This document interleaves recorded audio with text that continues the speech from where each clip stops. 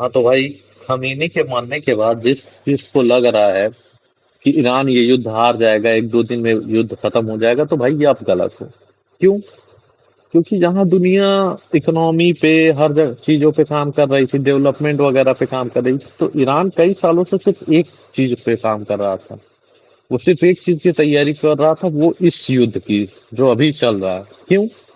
क्योंकि ईरान ने ना अपनी करेंसी को मजबूत किया, ना बहुत ज्यादा डेवलपमेंट पे फोकस किया। ईरान ने कुछ चीजों फोकस किया, जैसे कि एक हो गया मिसाइल, ड्रोन्स।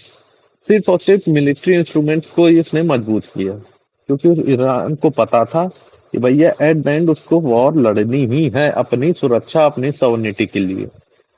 दूसरा कारण ये है, मुझे लगता है इस युद्ध का सबसे बड़ा कारण है जो दुनिया कह रही कि न्यूक्लियर न्यूक्लियर न्यूक्लियर। हाँ, ये एक बहुत बड़ा कारण है।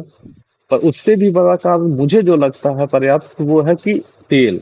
ईरान के पास बहुत ज्यादा तेल है, और यूएसए ने अभी हाल में ही वेनेजुएला को कैप्चर किया और वहां की ऑयल फ्री की। तो यूएसए को इतना पता है कि अगर अपनी ऑयल को सेल करना है, तो सबसे ज्यादा जरूरी है ईरान के ऑयल पे प्रतिबंध लगाना या फिर कंट्रोल करना। कैसे कंट्रोल करेगा?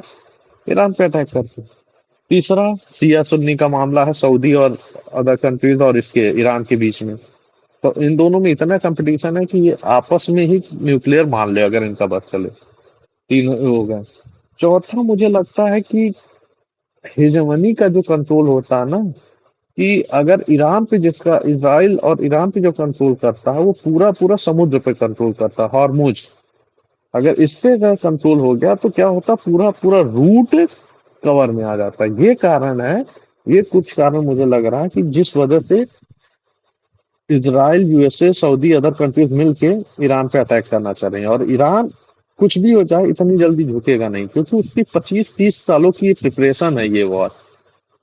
इसके लोग मरेंगे, मरने दो।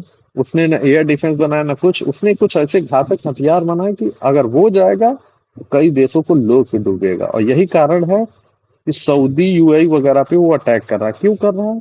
क्योंकि भैया, तुम अंदर से तुम सभी चाह रहे हो ना कि ईरान मारा जाए। सुनने में आ रहा है सऊदी के प्रिंस ने ही बोला था कि ईरान पे सऊदी के प्रिंस ने ही बोला था यूएसए के कि अब अटैक कर देना चाहिए ईरान पे। यही सब कारण है। तो ईरान छोड़ेगा नहीं। ईरान कितना भी कमजोर होगा, वही हालत है कि हम तो डूबे सनम, तुमको भी ले डूबे। तो वही ईरान अब करेगा। देखना होगा क्या होता है इसके रिजल्ट पर। यही मेरा विश्लेषण है। अगर आपको कुछ और लगता है प्लीज बताइए, लाइक करिए, कमेंट करिए, फॉलो करिए।